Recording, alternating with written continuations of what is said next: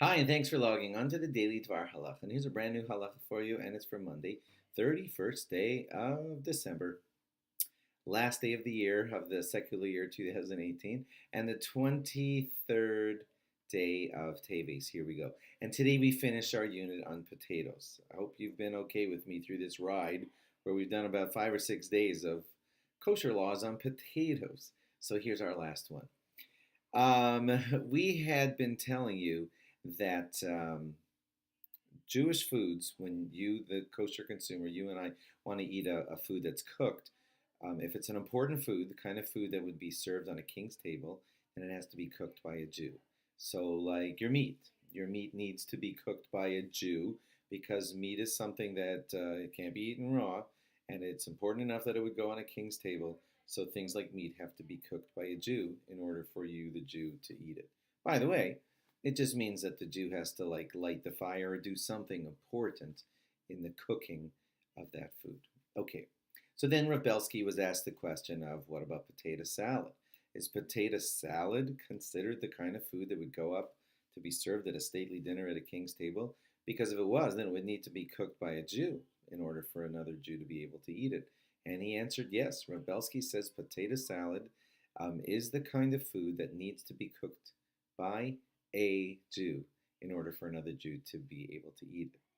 What about French fries? So he said French fries do not need to be cooked by a Jew um, because they're not served on kingly tables. It is true that you can go to a wedding once in a while and find French fries like served at the kiddie tables of the wedding. French fries occasionally can be served at a wedding, but he said they're not really stately food that you would serve at a king's dinner, and therefore French fries are not considered important enough to be served at a king's table, and therefore a non-Jew can cook your French fries.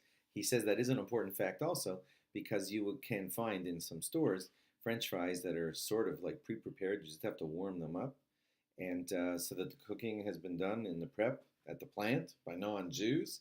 And he says it's okay. You can still eat that if it's got the kosher symbol on it because it's not a kingly food, and therefore it's fine with us if non-Jews cook it. If you didn't hear my prep on this the last few days, probably some of this is not making sense. So you might have to talk to your rabbi about like what's bishul akum, and why does it apply to potatoes, and what was that Rabbi Dinovitzer talking about? So, but sorry, we're just going to barrel ahead with it. If you need more education, I'm going to go back and see my last 2 or 3 laws on this. Pringles. So Pringles, they have kosher symbols on them, and they're cooked in plants by non-Jews. So am I allowed to eat Pringles that weren't cooked by Jews? And the answer basically is, yep, they're not considered the food of Shulchan Malachim. You wouldn't serve Pringles. Again, king might enjoy snacking on some Pringles, no doubt about that, but it's not a kingly, stately dinner kind of food, and therefore it doesn't matter if a Jew or non-Jew cooks them, and that's why you and I can buy Pringles as long as the kosher organization tells us that all the ingredients in the Pringles are kosher. Instant potatoes don't really have this problem at all because when you pour the hot water on them at home, you, the Jew, are actually doing the cooking. And so they have no bishul akum being cooked by a non-Jew problem. You're cooking them at home when you pour the hot water on them. Okay, that's it for that segment. A couple of more leftover potato laws. We'll just do them and then we'll be finished with our unit on potatoes in halacha. The last few are these.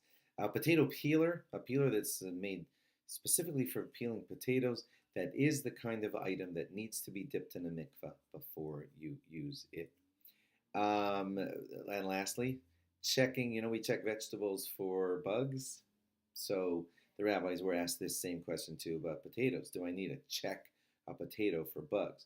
So most rabbis say no, the outside of potatoes don't have real bug issues, and so you don't have to examine the outside of your potatoes for bugs. There are a couple of rabbis who say that the inside of potatoes should have some kind of little check done to make sure no worms or disgusting things are inside of your potato.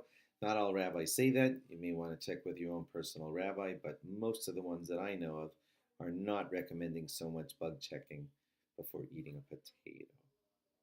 Hope all that made sense. I was talking fast, but if you need any further clarification, do go on and study this topic. Ask your rabbi about what's bishul akum, what foods does it apply to? Do we all follow this today?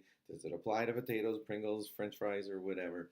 And yeah, study this topic much more deeply. It is another important kosher topic. Thanks for logging on. Glad to have been able to teach you a little bit about it. Log on again tomorrow for a brand new topic. Bye bye.